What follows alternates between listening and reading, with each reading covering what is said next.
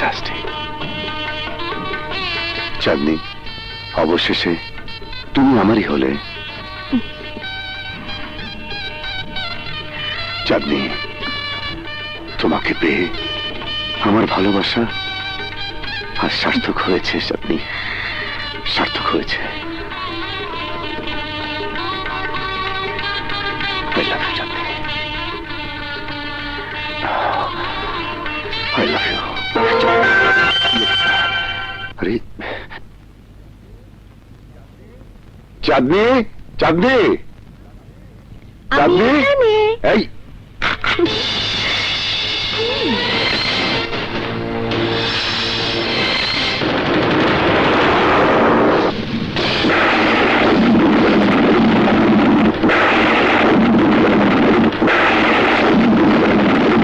এসব কি চাঁদনি? তুমি এই পোশাকে?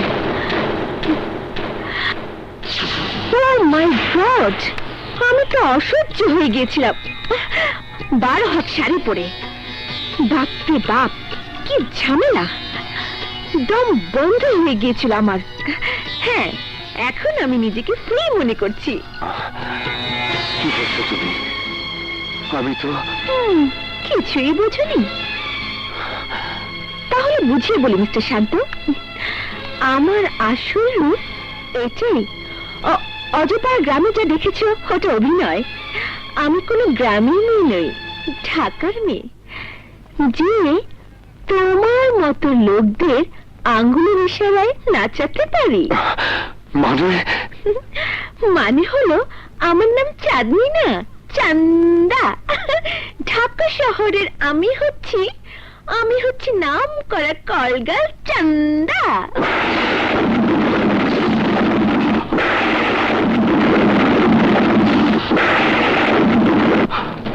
এসব তুমি মিথ্যে বলছো চাঁদনি।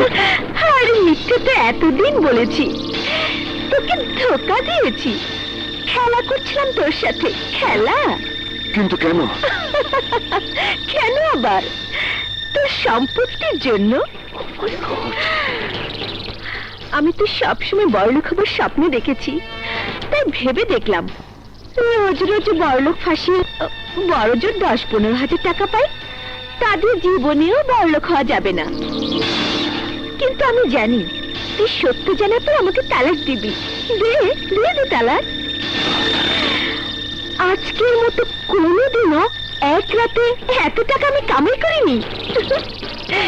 যেই আমাকে তালাক দিবি অমনি সব সম্পত্তি আমার হয়ে যাবে, বুঝলি আমছাগল?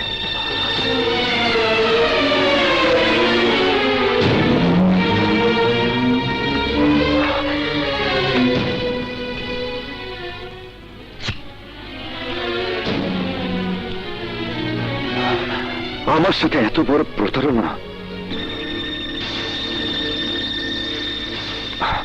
হ্যাঁ, প্রতারণা করেছি, কিন্তু আমাকে দোষ দিতে পারবি না। আমি তোকে জ্বালাইনি, বরং তুই আমাকে বিয়ে করার জন্য বহুত জ্বালিয়েছিস। আর আমি তো তোর কাছে সম্পত্তি চাইনি, তুই আমার নামে সব সম্পত্তি লিখে দিয়েছিস।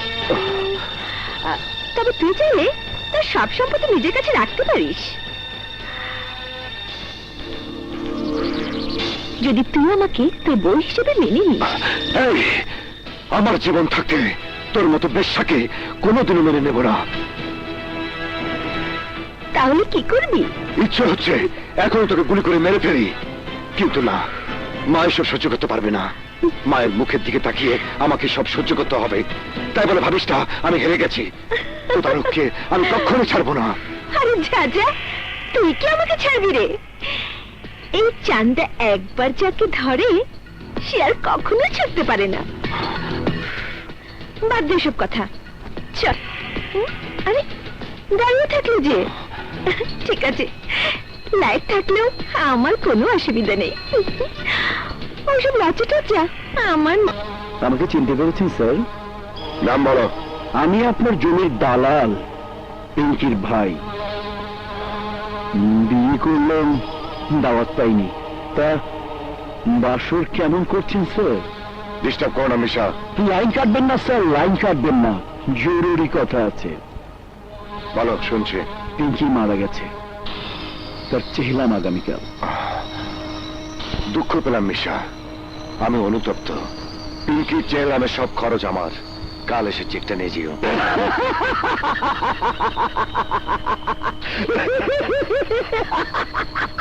কি হলো, হাসছো কেন?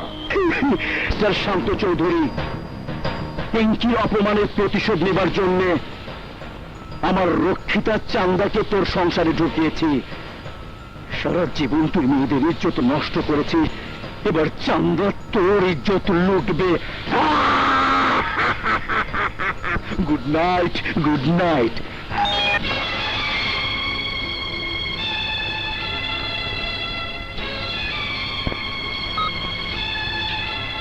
মিশা,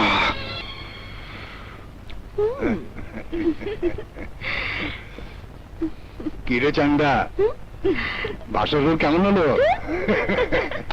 ওই যে জামাই বাবা যে আসিতেছে, দে তালি।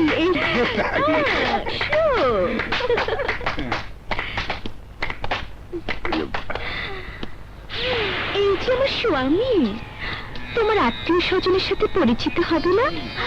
আগে একবার পরিচয় হয়েছে, তা ছিল ভুয়া।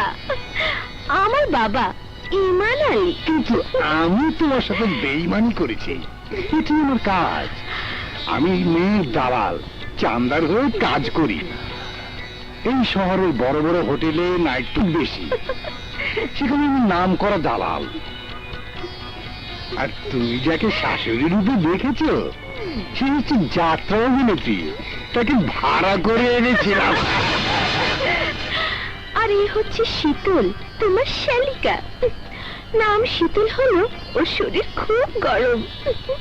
কত লোকের যে বিছানা গরম করেছে তার হিসাব শীতল নিজেও জানে না। আমার মতোই ও করগাল। ইচ্ছে করলে তুমিও যেতে পারো, আমি মাইন্ড করবো না। কি দুলা ভাই আসবে নাকি আমার বাড়িতে?